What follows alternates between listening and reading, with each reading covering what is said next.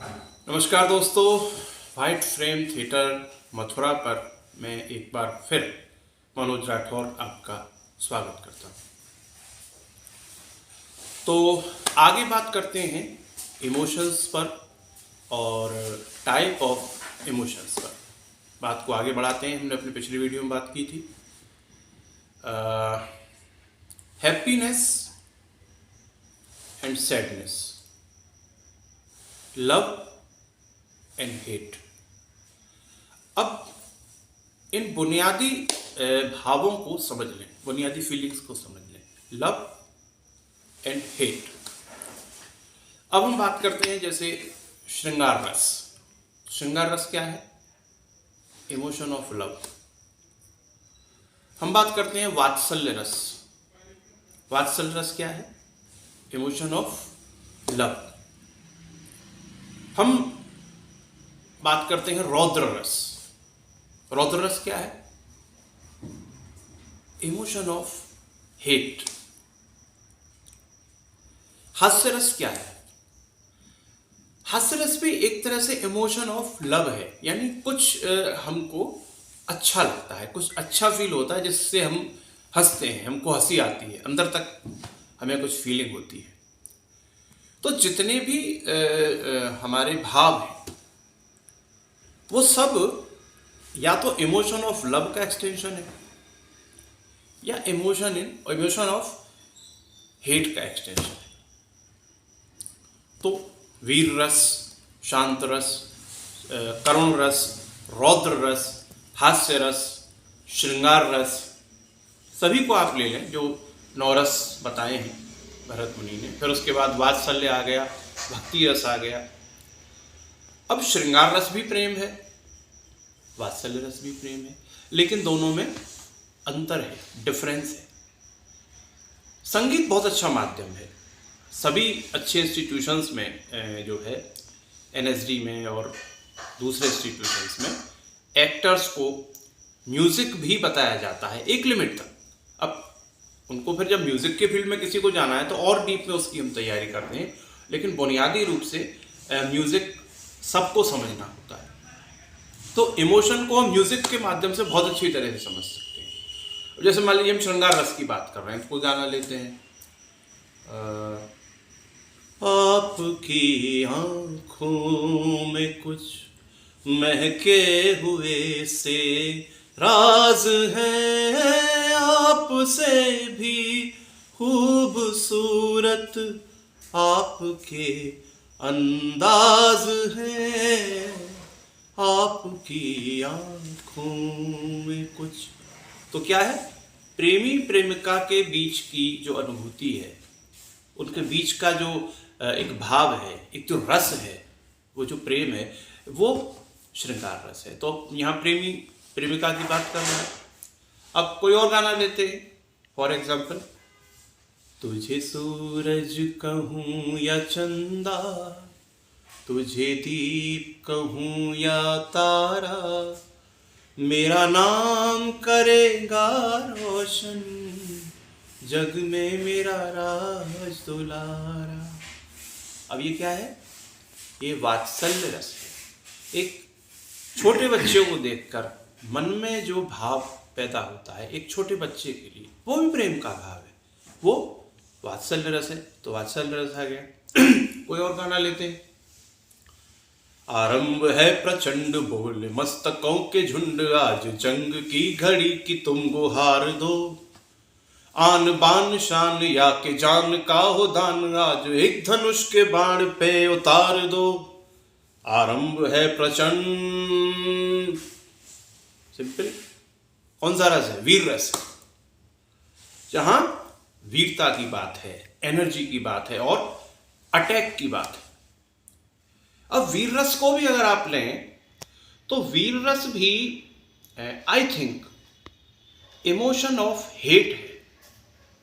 अपने एनिमी से, अपने शत्रु से जो हमारे मन में घृणा है, जो हेट है, उसका जो पीक लेवल है, जहां हम शत्रु पर आक्रमण की सोच लेते हैं, आक्रमण करने के लिए तैयार हैं, अटैक करने के लिए तैयार हैं, तो वो जो पीक हेट है एनिमी के लिए, वो क्या बन जाता है?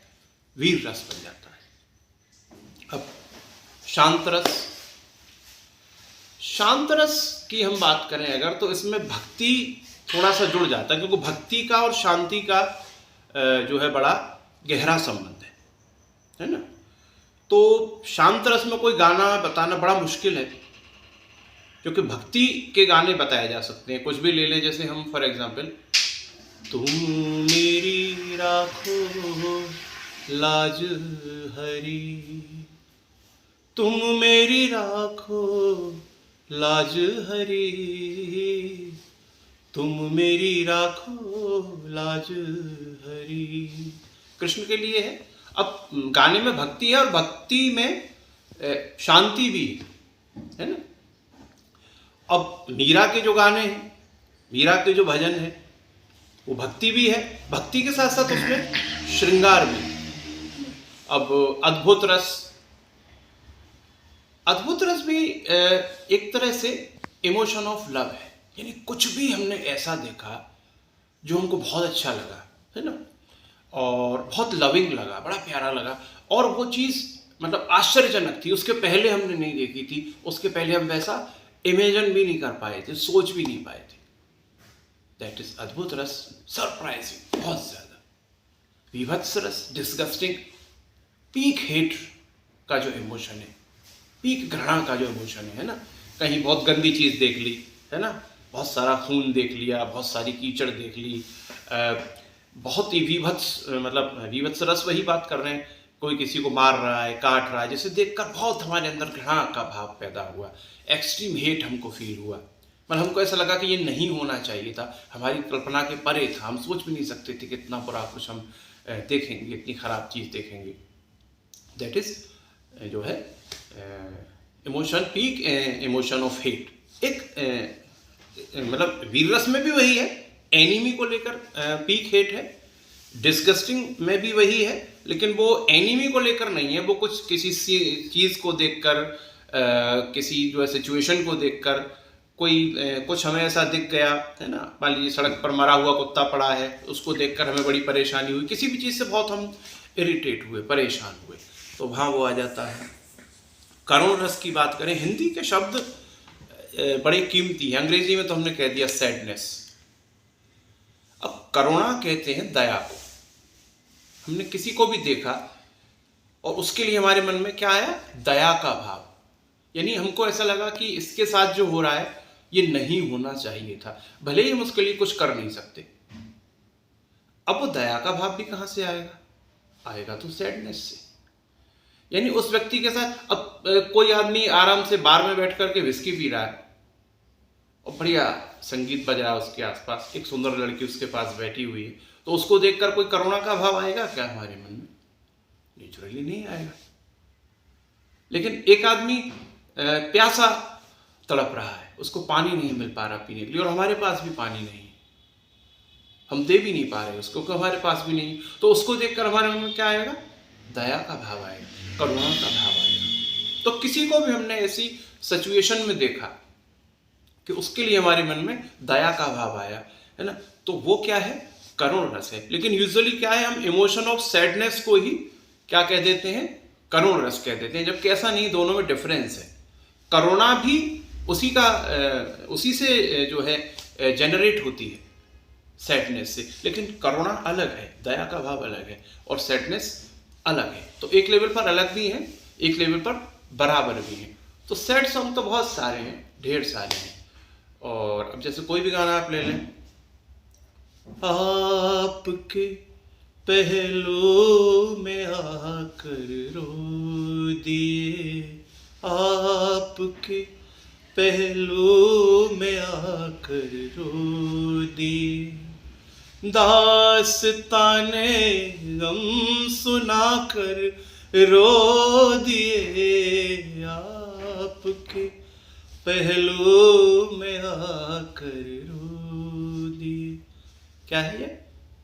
करुण रस है, इमोशन ऑफ सैडनेस। हालांकि यहाँ दया जैसा नहीं है कुछ भी, फिर भी करुण रस है, हम मानते हैं।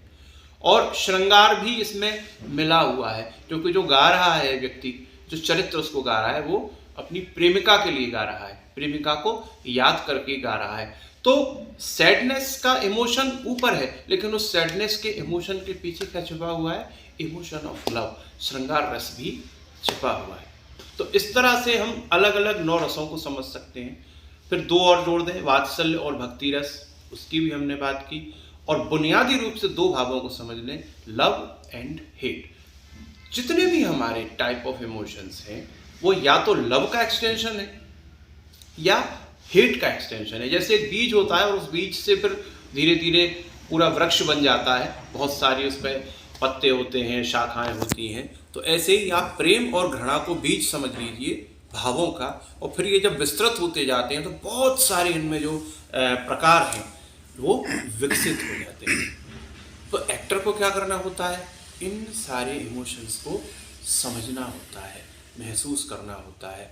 तो अपने आसपास का जो जीवन है या बीता हुआ जो हमारा समय है उसमें हम मेमोरी बैक जाएं, देखें कहाँ किस किस इमोशन से हम गुजरे हैं, हमारे आसपास किन लोगों में किस किस तरह के इमोशन है, किसका स्वभाव कैसा है। कुछ लोगों का स्वभाव होता है वो ज़्यादातर दुखी रहते हैं, कुछ का स्वभाव होता है बड़े जॉली मूड के होते हैं, हंसी मजाक के मूड में हमेशा रहते हैं। तो वो रस किसी में कोई सा ज़्यादा है, किसी में कोई सा ज़्यादा है, इन सबको समझना होता है। फिर हमने शुरू में ही आपसे कहा था इमेजिनेशन, कल्पना।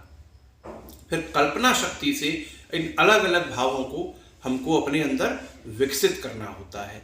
तो उस सब के लिए फिर आगे आपको एक्सरसाइजेस बताएंगे, चीज़ें बताएंगे। आज के लिए इतना ही, फिर मिलते हैं। राधे राधे, जय श्री